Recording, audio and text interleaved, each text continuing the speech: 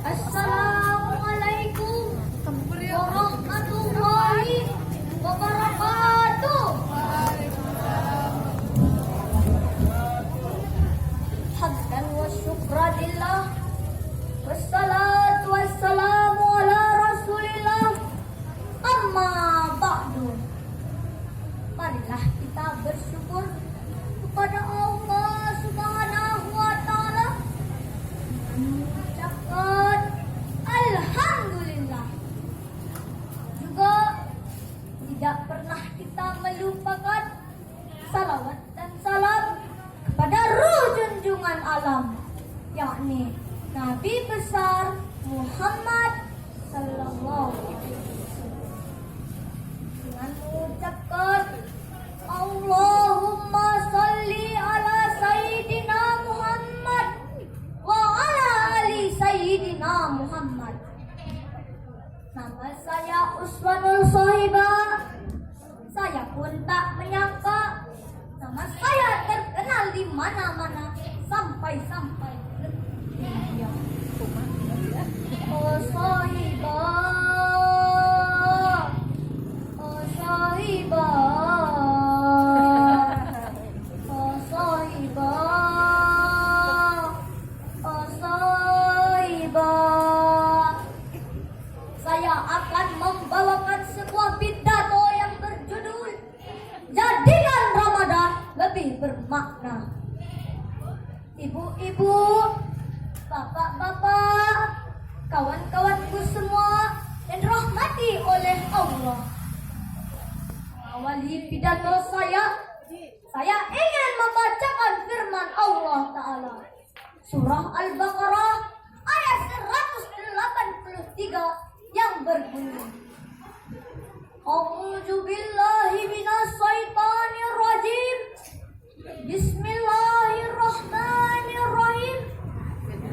Ya ayyuhallazina amanu kutiba alaikumusiyam kama kutiba alal ladzina min qablikum la'allakum tattaqun. Yang artinya, wahai orang-orang yang beriman, telah diwajibkan atas kamu berpuasa sebagaimana telah diwajibkan atas orang-orang sebelum kamu. Mudah-mudahan kamu menjadi orang yang bertakwa. Ibu-ibu, bapak-bapak, kawan-kawanku semua yang dirahmati oleh Allah. Ayat tadi dengan jelas dan tegas menyampaikan kepada kita bahwa salah satu kewajiban orang-orang yang beriman adalah as-saumu fi syahri Ramadan, yakni puasa di bulan Ramadan. Tidak pilih pandang, tidak pilih jabatan, tidak pilih keadaan, biarpun kau cantik ataupun jelek, hidung mancung ataupun pesek, postur tubuhmu panjang ataupun pendek, opung-opung atau nenek-nenek, syarat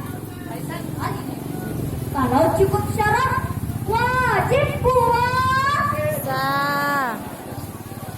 Apa syarat wajib puasa? Empat, Pak. Empat, Bu. Islam, balik, terapan, puasa atas puasa. Nah, apa Ramadan lebih bermakna? Mari kita jadikan Ramadan sebagai ladang amal. Baca Quran, sholat tarawih, sedekah, dan lain-lain, termasuk dalam hal profesi duniawi. Jangan pernah kita jadikan bulan Ramadan sebagai bulan pemalas. Malas, kantor malas, ladang malas, masjid malas. Dan jangan pernah kita jadikan bulan Ramadan sebagai bulan tidur. Tidak kerja, malah tidur. Mestinya ke masjid, malah tidur. Mestinya ke kantor,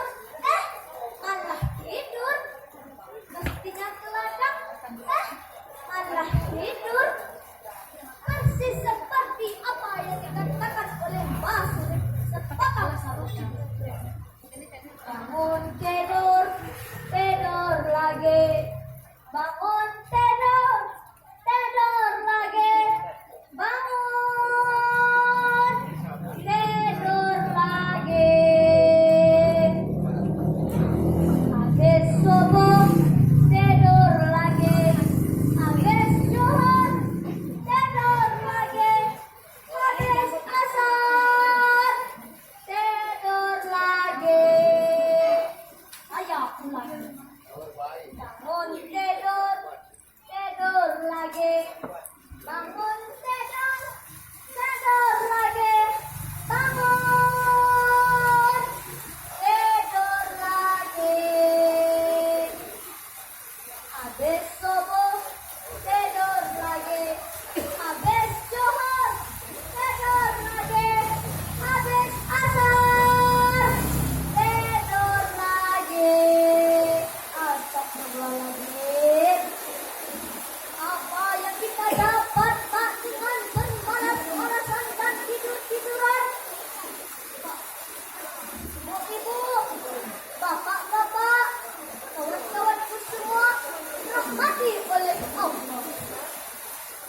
Pepatah Arab mengatakan, "Man sabara sabiru." Siapa yang bersabar pasti beruntung.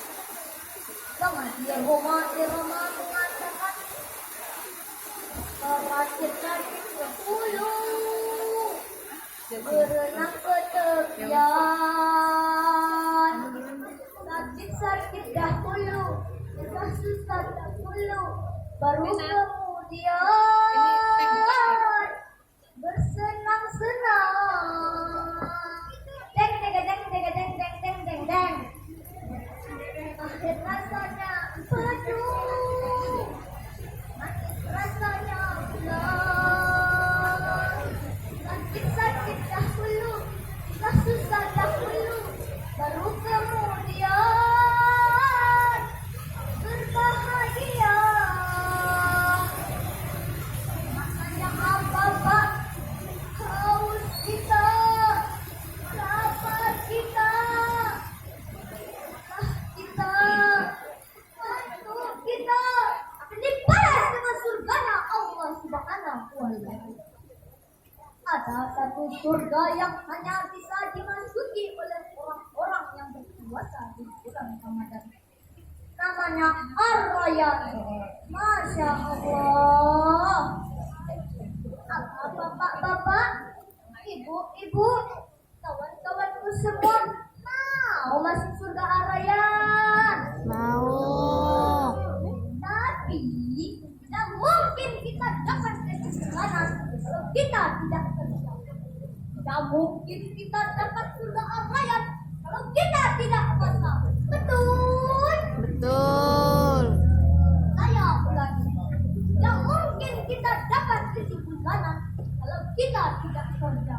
Tidak mungkin kita dapat surga Ar-Rayyan kalau kita tidak puasa. Betul? Betul. Untuk sekian yang dapat saya sampaikan, ada pun kesimpulan. Pertama, tingkatkan amal ibadah kita di bulan Ramadan agar Ramadan lebih bermakna. Kedua, Ramadan bukan bulan bermalas-malasan, mari kita raih kemenangan. Demikianlah pidato saya. Saya akhiri dengan dua buah pantun. Pulau Pandan jauh di tengah pulau si angsa tua, hancur badan di kandung tanah,